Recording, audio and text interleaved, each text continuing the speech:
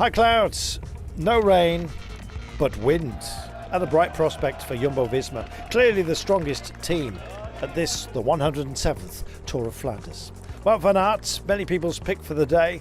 Likewise, Mathieu van der Poel, and of course Tadej Pogačar, about to take on 273.4 kilometres, including 19 climbs and 6 sectors of pavé. Many of those climbs also featuring cobbles, of course, and the daunting Oude Kwaremont and Paterberg to finish the day off. Well, the Kwaremont itself taken on 3 occasions, the Paterberg just the twice, but a finale like no other in this race. Well, the wind was blowing with a northeasterly, and it meant for a very, very fast start. Took a long time, over 100 kilometres, before we finally got ourselves a breakaway established. And quality it was as well, up the road. So what would be the response? Well, before we even got a chance to ponder it, unfortunately a disqualification for Filip Masishuk of Bahrain Victorious, getting it wrong on the approach to some of the bigger tests, slewing across the road and just destroying the field.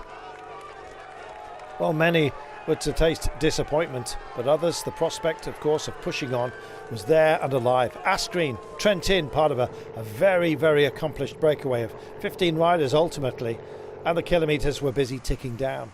Well over the 2/3 completed margin, and it was now time to just ponder whether it would be fatigue or indeed good fortune or ill that would define the day, or possibly a combination of both. Another mighty crash. Thankfully, Benjamin Gamay and the others here getting away with it. No serious injuries to report from them. Injuries there were, and also, I guess, an injurious performance by Tadej Pogačar. He was in punishing mode.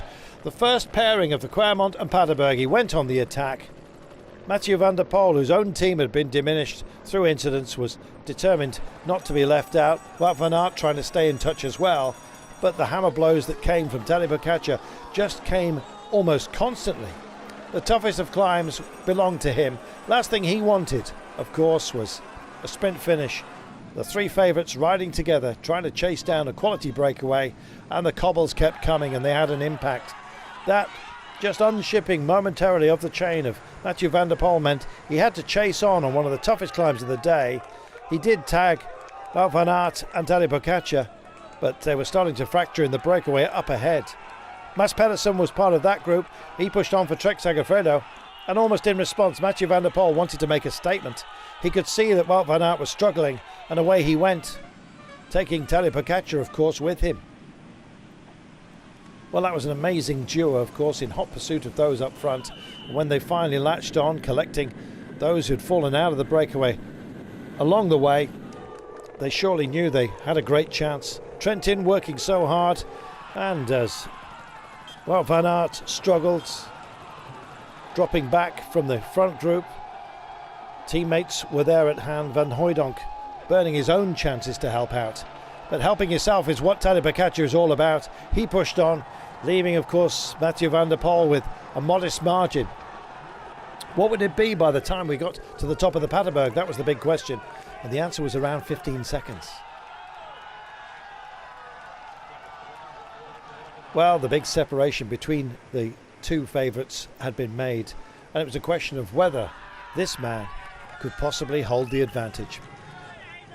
Mathieu van der Poel was trying his level best to close the gap, but it just kept expanding, nudging up to over 30 seconds at one point. Tadej Pogačar taking this most prized of the monuments in his mind. He came here as a debutant in 22, finished 4th, losing out in a sprint, of course, where Mathieu van der Poel triumphed. This day, though, belonged to Tadej Pogačar. Well, the battle for the minor places, it had to go to a throw on the line. Wout van Aert was 4th in the end, beaten by Mads Pedersen, one of the great animators of the day. But you could take nothing away from Tadej Pogačar and his achievement. Absolutely remarkable. Van der Poel 2nd, Mads Pedersen 3rd ahead of Wout van Aert. Nielsen Paulus doing an amazing job. He continues to do so, the American, finishing in front of Stefan Kuhn. Here, our podium of the day. King of the hill, Tadej Pogačar. He did not want a sprint. He made sure he didn't get one, and he made sure he won the day. Absolutely remarkable rider at the top of his game right here.